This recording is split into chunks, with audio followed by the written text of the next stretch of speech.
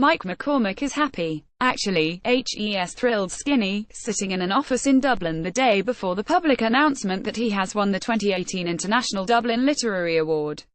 This is a man whose time has come, but it has been a long time coming. He is hardly an overnight sensation, with 5 books under his belt, but he had a decade in the wilderness before the huge success of his latest, Solar Bones, which, following critical acclaim, great sales figures and both the Goldsmiths Prize and the Board GAI's Energy Irish Book Award, has today been awarded the Dublin Prize, at €100,000, the world's most valuable award for a single work in English. Most of all, he is proud to stand shoulder to shoulder with the 9 other writers he admires. Of course, there is the satisfaction of this success after years of struggle. And then there's the money. I've never been within an ass roar of money of this size. People are asking what held her with it. First, there's no chance of me starving from now on or in the immediate future. Most of it goes back into my everyday living and buying time to write other books. One thing I will buy is a new chair, because the chair I usually write in collapsed under me the other night in the room. It was a timber mortise chair and I twisted in the opposite direction and it just splintered. So I'm going to get a new chair. You'd get a good chair with that kind of money. That's what I'm thinking. It was a beloved chair. It took a while to move on from it. He bellows with laughter. My wife did a brilliant job of putting it back together. I asked, how did you do that? It took a long time, is all she said. I was years living hand to mouth. That brought awful stress in its own way. It was really debilitating trying to put together a wage so that you could see a way from one month to the next. Paradoxically, the summer months are the worst as all the teaching dries up and you're just hoping someone will offer you a summer schooler to teach a masterclass, to give you a check. For years and years that was the way I spent my summers. It was only in the last 2 years I've had a regular income. He teaches creative writing at NUIG, including the MA. This is the first time contract since ever I started writing. There were years and years just ducking and diving and trying to put a wage together from bits and pieces. That's the way it is, you just get on with it. A lot of people had faith in me, to stick by me and listen to me, and put up with me during the difficult years. He mentions his agent Marianne Gunn O'Connor, a source of continual optimism and friendship and support over the years. I was so glad to be able to ring her up and tell her this news. Maeve, my wife, had to listen to me for all the years and put up with me. And to come home and to hand her the phone and to say, read that, a text confirming the news of his win. And she says, good, that's good. Well done. He roars laughing at her moment of understatement. It was funny. I felt, I got this prize and I could lay it at these people's feet and say, thank you. AGs. Talking about his wife and his agent and his publishers, the small Irish imprint Tramp Press. My wife read it first. She said, this needs a bit of polish but this works. Marianne Gunn O'Connor was the next to read it. She had read all my previous work and said, I am more excited by this than anything you've sent me. And then, after that, it meets a succession of male editors in publishing houses who just for one reason or another want and can go with it. And then the next is 2 women, Sarah Davis Goff and Lisa Cohen of Tramp, step up and publish it. It sounds patronizing, but it's an historic fact that the heroes of the book have all been women right from the day I finished writing it. His last book, Notes from a Coma, was published in 2006, 10 years before Solar Bones. It had some critical acclaim but sales were poor. At the height of the Celtic Tiger there seemed to be little appetite for the novel's split narrative. Was it difficult keeping faith with himself? No, it wasn't really, but they were difficult times, with people not willing to accept in some sense that you are a writer, because it is known to be so difficult. There was a time when I was very desolate. He says this lightly, almost throwaway. He's not lingering on it. My wife Maeve, she says, publication, that's not your job is writing. So just keep writing. So she kept faith with him and yeah, I kept faith with myself. Jesus, it's an odd thing. Your last novel was an experiment but no one wanted it and then somehow you think the world is going to flock to this proposition, to this single outpour of a middle-aged engineer in Mayo. What was I thinking? He laughs.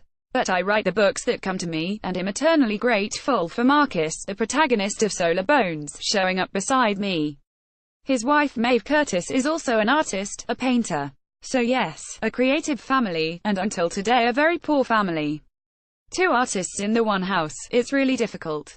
But it's a little bit different as of now. Solar Bones was published in 2016.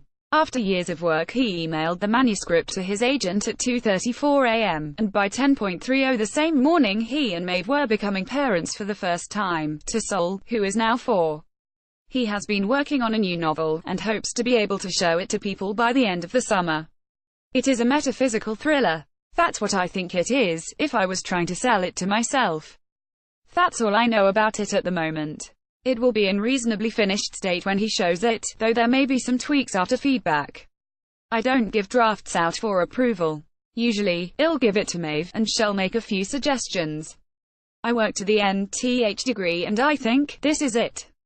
I'm not the sort of writer who hands in a sheaf of notes. I work on it on my own. After that it's small stuff, which is not to say, sometimes the small stuff is difficult, the retune or recalibration. These days I'm so far into it, so far into your life as a writer that there's no backing out of it now. I get to feel a bit ill, if I'm working in the university, if I don't find time to write. It can go a couple of days, but then I begin to feel not quite myself. It's a condition now more than anything. At NUIG he taught on the Access Adult Education course. I used to teach essay writing, and used to take them from their very first exercise in class, which was to write how to make a cup of tea. You could tell an awful lot from the 300 words they'd hand up after 20 minutes writing. I used to bring them from that exercise up to a 2,000-word research essay in a year. I loved working with those students. I particularly loved working with the people who run that course, brilliant, passionate people, about education and the social justice aspect of it. I did that for 13 or 14 years. It wasn't enough to make a living out of, but it was one income you could depend on. Winning the International Dublin Literary Award is huge.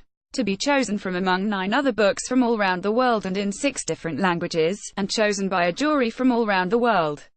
I just couldn't believe it when I was told about it. It's such an honor. You didn't dare to dream. When he heard the news I was standing at a bus stop and I got a call from Lisa Cohen, of Tramp Press, ringing with good news. I had mentally passed it. I was so shocked that I got on the bus and I went home and I sat on the wall outside the house. And I texted Lisa again, just to check he had not imagined it, and that she had just told him he had won. He talks too about how Dublin City Council has taken sponsorship and funding of this themselves. This just adds to it. It is a civic gesture and an investment that adds to the prize. And that's even more thrilling that it's completely unsullied by corporate intervention. He laughs. I'm absolutely thrilled by it. After the vagaries, the ups and downs, not much happened. My years in the wilderness. He agrees there is a sense of satisfaction coming back. Yeah. He talks about writing Solar Bones. You set out to follow the voice, and the book becomes what it becomes and you try not to get in the book's way. And as I understood it, when it was done, it's about certain declensions of masculinity, about being a father and a son, husband, lover and an engineer. All those various aspects of masculinity. Gunn O'Connor was the next to read it. She said, I am more excited by this than anything you've sent me. After that it meets a succession of male editors in publishing houses who just for one reason or another want and can go with it. And then the next one up is 2 women step up and publish it. He has had long gaps in publication. His previous novel Notes on a Coma in 2005 is a realistic small-town narrative with a science fiction strand. A young man, plagued by guilt and ennui, volunteers as a research subject in a split narrative, what McCormack has called flaring offshoots. Contingent riffs break into the text. It got really good reviews and disappeared over the side of the cliff in terms of sales. It got a reputation for being quite thorny and difficult at the height of Celtic Tiger, and I don't think there was a mood for experimentation in the country, for sitting down and taking the time with a narrative experiment that was slightly awkward. And the book suffered. I think if the book came out now it would be different. Now is a particularly hospitable time for experimental works. In my 20 years as a writer, the last 3 to 5 years have been much more fruitful in terms of narrative experiments. He is generous in his praise for other writers, and talks about others' experimentation. It passed people by a little bit, and it's a tribute to the artistry of the book, just how canny an experiment Donal Ryan's first book was. It was so seamlessly done that people forgot. This is novel as montage. I think there are 21 narrators. And then there's Claire Kilroy's latest book The Devil I Know. That was brilliant. She depicted the Celtic tiger as a cartoon, as almost Looney Tunes, and critics were unsure of it, but I thought she nailed it and it was a brilliant book. Then there's Lisa McInerney. There's something surging and powerful about what she does, it's nearly a life force all itself. And Rob Doyle, his 2 experimental books are something to laud. And Claire Louise Bennett, with Declan Mead at Stinging Fly, is doing brilliant work. Such a terrific writer. He points out that this generation of Irish writers are having their first editorial screening and tuning with Irish editors. A gifted generation of writers are being fostered by an equally gifted generation of young Irish editors. I think it's an important moment. These editors have grown up with the idea of Ireland as a place which is hospitable to experimental literature. They know their Beckett, their Joyce, their Flann O'Brien, so the beJesus isn't frightened out of them when they get an experimental manuscript. In England, you've no business going with an experimental manuscript. People just don't want to know. So what changed? I think we found the old ways of speaking to ourselves, and if ourselves did not work, didn't provide a complete picture of who we were. Ryan's first book, that narrative montage which painted all its cross-cutting voices, its medley of voices as a choral piece, it depicted one of the most coherent pictures of rural Ireland.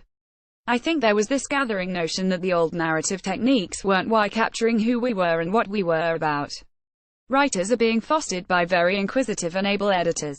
The willingness to experiment found generous editors.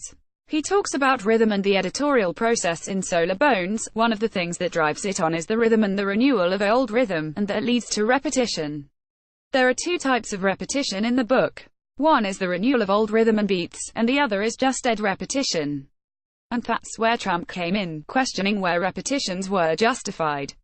So it might be yeah, there's a reason for it, or you're a right, it serves no purpose. He looks back at his first 3 books edited in Random House, by very good editors, but it's only in hindsight you realize how apt and readily you fall into translation mode when you're speaking to British editors, and you only know it when you come to work with an Irish editor. You don't have to explain yourself. Lisa Cohen lives 30 miles up the road from Lewisburg. SHE's from Ballinrobe Cross. She knew everything I was talking about. I didn't have to explain a single thing to her. For a British publisher you would have to explain context and idiom, reference, politics, GAA. I think it's a brilliant thing this young generation of Irish writers are having their first editorial tuning at the hands of Irish editors. He credits Lilliput, New Ireland and other Irish publishers. And Tramp. They were very brave. The book had nowhere to go. Marianne still won't tell me how many people turned it down before she suggested Tramp, who were making beautiful books, and being widely reviewed. Tramp's Sarah Davis Goff and Lisa Cohen came to Galway, sat me down and bought me a bowl of soup and proceeded to talk about the book for 10 minutes. And they just understood it. And everything that every other editor had whined and moaned and griped about, they thought, no, this is brilliant. The whole experiment thing, the quiet domesticity, that engineering stuff, the whole middle-class white male thing, the happy family thing. Everything other publishers had against it, they said no, we can run with this, we can make a sale out of this. We think there is an audience out there for a book like this. We think the publishing industry underrates and undervalues what readers are going to go for. There's a readership for this, and they proved to be correct. And they were as good as their word in everything they said they were going to do. And they were correct. People went for all they liked about the book. You can never tell. They were brilliant. They understood it and they weren't one bit afraid of it. Solar Bones is published by Tramp Press and in Britain by Canongate Dublin Literary Arwood.ie Doublet Arwood.